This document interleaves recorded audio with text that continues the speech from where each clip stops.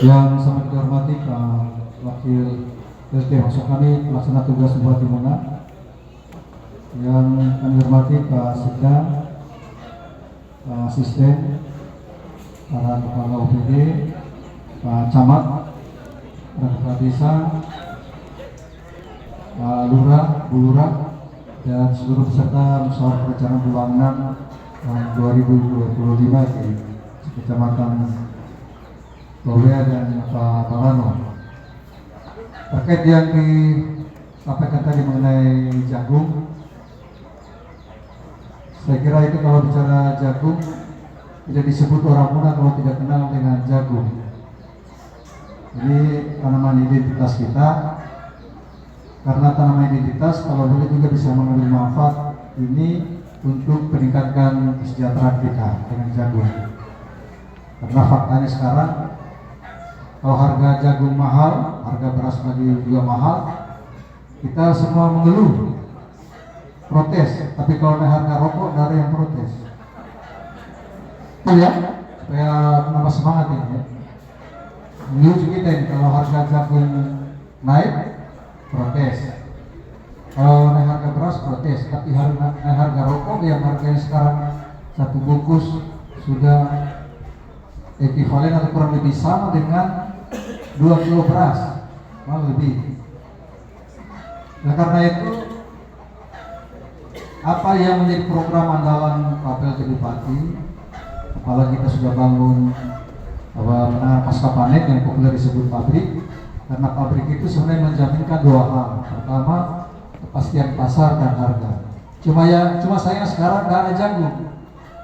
Nah, ini mempengaruhi harga jagung naik ya, karena barangnya tidak ada, kurang. Kenapa kurang? Karena tidak banyak nanam. Tapi lahan tidurnya kita luas. Ini pertanyaan di situ. Lahan kita luas, tapi kita mengeluh harga jagungnya naik ya, karena tidak ada barangnya. Oleh karena itu, kita berharap dengan program jagung ini sebagai program unggulan kita, karena tadi sudah disampaikan juga Pak PLT, karena jagung ini produk turunannya banyak Pak. Bisa bikin mie jagung, bisa bikin permen dari jagung, bisa bikin susu dari jagung, banyak Pak.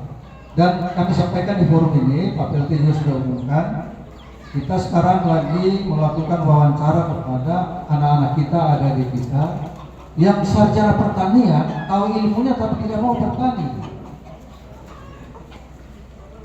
Betul kan? Jadi kalau sudah sekolahkan itu kemudian tidak mau bertani, apa siapa yang ngurus ini lahan kita yang sumber dayanya luas ini? Orang tua-tua kita sudah pada tua, lahannya luas, tapi anak-anaknya di sekolahkan tinggi-tinggi itu tidak mau ngurus apa yang menjadi sumber daya yang dimiliki oleh orang tua. Lebih cenderung mau membeli, cari duit.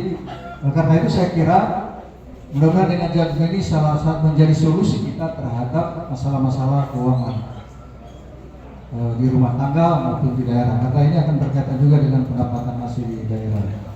Rancang bangun ini sudah jalan Pak, pertama yang dari Napalapura tadi. Yang kami minta sekarang sebenarnya, kami sudah bersurat beberapa kecamatan ini untuk data informasi mengenai lahan tidur dan siapa pemiliknya. Karena itu kita harus petakan, kita harus bikin rancang bangunnya supaya tahun depan kita kerjakan apa dan kira-kira siapa yang bisa ikut program ini. Ini kalau kita diskusikan ini cukup lama ya, sekalian, tapi saya berharap dalam waktu dekat ini ada tim kami untuk turun bersama-sama DPR untuk merancang bangun ini supaya tidak salah penanganan. Karena faktanya kalau kita sudah bersihkan lahan, kadang-kadang tidak ditanami. Oleh karena itu Pak PLT menyampaikan, nah kalau begitu ini kita gunakan teman-teman dari OPD sebagai penanggung jawab, tapi lahan itu kemudian harus ditanami. Karena kemarin saja untungnya output proyeknya itu adalah lahan yang luas, tapi kemudian benihnya dan seterusnya itu tidak ditanam. Nah, tapi uang untuk pembersihan lahan diterima. Ini semua problem ya. Jadi apa yang benar disampaikan Pak PLT bahwa nggak boleh ada hibah. Kalau boleh ini ada tanggung jawab. Apalagi rekening kelompok, kita rekening kelompok bersihkan lahannya, dibersihkan betul. Kalau luasnya benar dibersihkan, tapi sayangnya tidak ditanami. Selalu kita tanya kenapa? Ambon sedangkan galuh kuserakan awat namun doi bilang pada bapak atau gimana dawat tanahin kemana namun doi ya. Ini problem Pak. Tapi kurang jagung, pusing kita. Malah harga jagung lebih mahal, sudah mahal, lebih mahal jagung daripada beras. Akhirnya ayam mau dikasih makan juga beras susah. Ya ini tantangan kita. Akhirnya kita tidak bisa berdaya saing, tidak bisa bersaing dengan barang-barang yang dari luar. Dari Pak itu sampaikan soal telur, soal daging ayam, karena harga pakannya mahal. Karena potensi besar. Kita juga dibully nih Bapak Ibu, saya sampaikan di sini bahwa ada pihak yang memang menginginkan pabrik itu mangkrak. Saya buka saja nih Pak. Ada. Kalau kita bicara jagung seolah-olah sudah kiamat ini. Padahal dia suka makan jagung. Kalau lagi jagung musim jagung, semua jagung nenek makan gratis, malah Columbus lagi kalau kita pabrik itu. Tapi tanam jagung yang untuk mendapatkan keuntungan tidak diurus. Nah ini kan anomali gitu kita, anomali. Kita mau uang tapi tidak mau melakukan untuk mendapatkan uang. Padahal waktunya hanya 120 hari. Nah yang kita perlukan sekarang adalah kita berharap kerjasama dengan para kepala desa, nanti kita kerjasama dengan PND. Sekarang itu banyak cari jagung, Pak. Tapi kita tidak tahu siapa yang tanam jagung, berapa luasnya, di mana, kapan, berapa. Ya, kita berharap ini para kepala desa kerjasama dengan PND, kami minta kalau boleh perankanlah para kepala RT, kepala RT itu, semua warganya dicatat, nanam apa dia. Kalau dia tanam jagung hari ini, si A, itu kita akan tahu bahwa 120 hari yang datang itu ada jagung di situ. Jadi kita akan jual lebih awal, baru ditanam saja sudah bisa jualan. Itu Pak, pabrik itu butuh sehari itu bisa butuh 60 ton Pak, Ibu sekalian. Bisa. Sekarang kita mau operasikan jagungnya kurang. Pilihannya memang harus kita tanam. Saya kira dengan gerakan daerah ini menang, nah ini menjadi jalan keluar. Dan berbagai kajian memang komoditi base atau komoditi andalan yang benar-benar fundamental di Muna ini nomor 1 jagung Pak. Orang ekonom sudah riset ini soal ini, tapi kita masih ingin memperdebatkan itu.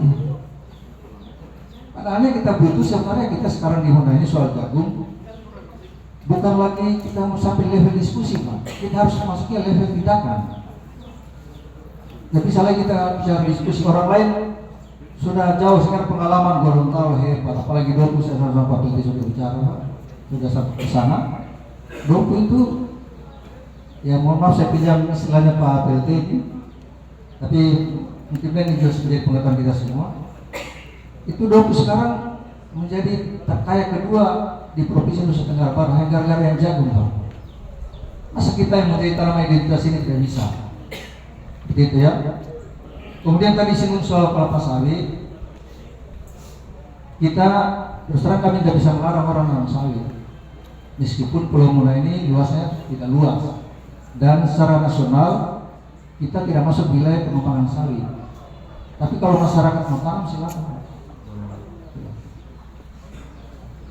Kita harus menghitung juga penggunaan lahan kita ini. Pertumbuhan jumlah penduduk kita tiap tahun itu naik di angka 1% lebih. Lahan kita tidak akan bertambah Pak. Nah, tidak luas ini.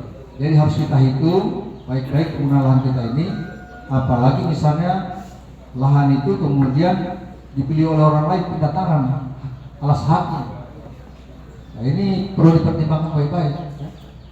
Saya kira dari kami demikian dan saya kembalikan kepada moderator. Terima kasih nih. Ada hal-hal yang kurang berkenan dan kami minta kalau memang ada yang didiskusikan nanti kita bicarakan di kantor. Karena kan kita bangun ini konsep korporasi Pak. Jadi lahan nanti tidak dioperasionalkan itu akan kita minta serahkan ke pemerintah daerah, kita pinjam nanti anak-anak sarjana itu kita operasionalkan. Karena kita ingin masa warga transmigrasi kasih fasilitas Pak. Anak negeri juga harus kita kasih supaya lebih bagus ini pekerjaannya. Saya kira demikian. Terima kasih. Assalamualaikum warahmatullahi wabarakatuh. Terima kasih Pak Kadis sudah memberikan penjelasan tadi bahwa yang selanjutnya adalah